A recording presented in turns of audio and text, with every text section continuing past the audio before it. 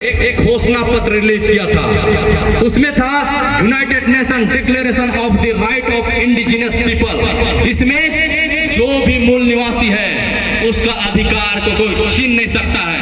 अगर इंडिया में वो चीज लागू हो जाता है, आदिवासी के पास इतना पावर हो जाएगा कि सरकार आदिवासी को कुछ नहीं कर सकती है। इसीलिए यहाँ पर आदिवासी दिवस को बैन किया जाता है। ये सोचने वाली बात है। माताओं बहनों भाइयों बहनों, मेरी बात को एक एक चीज को ध्यान से सुनिएगा। आज जो पॉइंट को मैं लिख के लाया हुआ तो जो बोलूंगा उसको आप गंभीरता से लीजिएगा, क्योंकि जो भी बात बोलूंगा ये आदिवासी के वर्तमान परिदृश्य को दर्शाता है। मेरे नौजवान साथियों भाइयों बहनों, अभी हमारे देश की जनसंख्या लगभग 135 करोड़ है, लेकिन अगर हम लोग झारखंड की बात करें तो हम लोग 3 करोड़ आसपास हैं। लेकिन आदिवासियों की जनसंख्या धीरे धीरे साल हर साल घटते जा रहा है।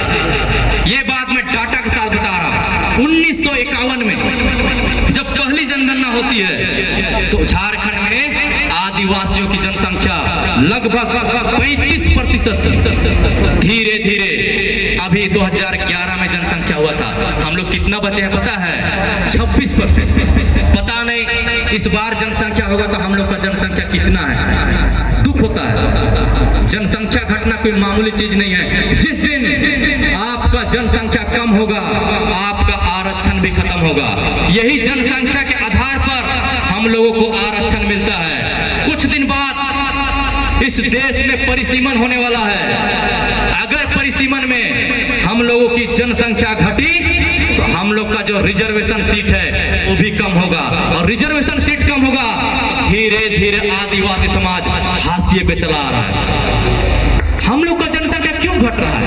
कभी सोचे हैं? आप लोग सोचे हैं आदिवासियों की जनसंख्या क्यों घट रही है? आदिवासियों की जनसंख्या सबसे प्रमुख कारण है पलायन, बेरोजगारी, बाहरी लोग, जो दिकू लोग हैं जो हम लोग का राज्य में घुस रहे हैं, इसके वजह से जनसंख्या घट रही है। जनसंख्या घटना कोई मामूली बात नहीं है। आने वाला दिन में ये बहुत खतरनाक होगा। कहा जाता है हमारा आदिवासी समाज सिंधु घाटी से पलायन करते हुए रोहतासगढ़ होते हुए दक्षिणी छोटा नागपुर क्षेत्र में आए थे। दक्षिणी छोटा नागपुर क्षेत्र में जंगलों को काट के ये लोग भूइंहरी अधिकार प्राप्त किए, खुटकटी अधिकार प्राप्त किए और इस झारखंड को बसाने का काम किए। अगर यहाँ के आदिवासियों को यहाँ से भी भगा दिया जाएगा तो आप कहाँ जाएंगे? बताइए तो कहाँ जाएंगे? बंगाल के खाड़ी के अलावा दूसरा ऑप्शन नहीं है। और बंगाल की खाड़ी में मिट्टी नहीं है, वहाँ समुद्र है, डूब मरने के अलावा दूसरा ऑप्शन नहीं है। हम लोगों को अपना अधिकार को पहचानना होगा। हम लोगों को अपना अधिकार को जब तक नहीं पहचानेंगे तब तक हम लोग आगे नहीं बढ़ सकते हैं। आयो बामन, हमारे झारखंड में 40% खनिज है, लेकिन हमारे लोग पलायन क्यों कर रहे हैं? सोचने वाली बात है। 40% खनिज रहने के बावजूद हमारे लोग पलायन क्यों कर रहे हैं? 40% खनिज है। अगर झारखंड चाह लिया तो देश को भी पाल सकता है, विदेश को भी पाल सकता है। हम लोगों के पास पैसों की कमी नहीं है, हम लोग के पास जो नेता है उसके पास नियत की कमी है। जिस दिन नियत ठीक हो गया उस दिन झारखंड कहां से कहां पहुंच जाएगा। लेकिन आज हमारे गरीब आदिवासी शिक्षा के लिए तरस रहे हैं, स्वास्थ्य के लिए तरस रहे हैं, छोटी छोटी जरूरत चीजों के लिए तरस रहे हैं। ये चीज को हम लोग को एकजुट होकर लड़ना पड़ेगा, और जब तक हम लोग एकजुट होकर नहीं लड़ेंगे तब तक हम लोग का अधिकार मिल नहीं सकता है। और मेरे माताओं बहनों, आप कोई मामूली इंसान नहीं है। आप वीर बुद्धू भगत के वंशज है, आप जतरा टाना भगत के वंशज है, आप तिरंगा खड़िया के वंशज है, आप सिद्धू कानू के वंशज है, आप रोनिया टोनिया के वंशज है, आप कार्तिक बुद्धा के वंशज है, आप शिबू सुरैन के वंशज है। आप मामूली इंसान नहीं है। अपने पूर्वजों को याद कीजिए।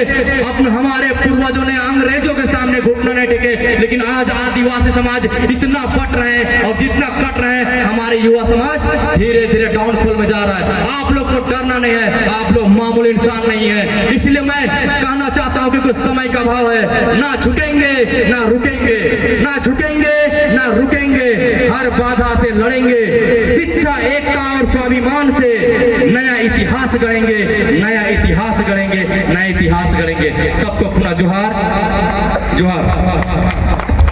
बहुत बहुत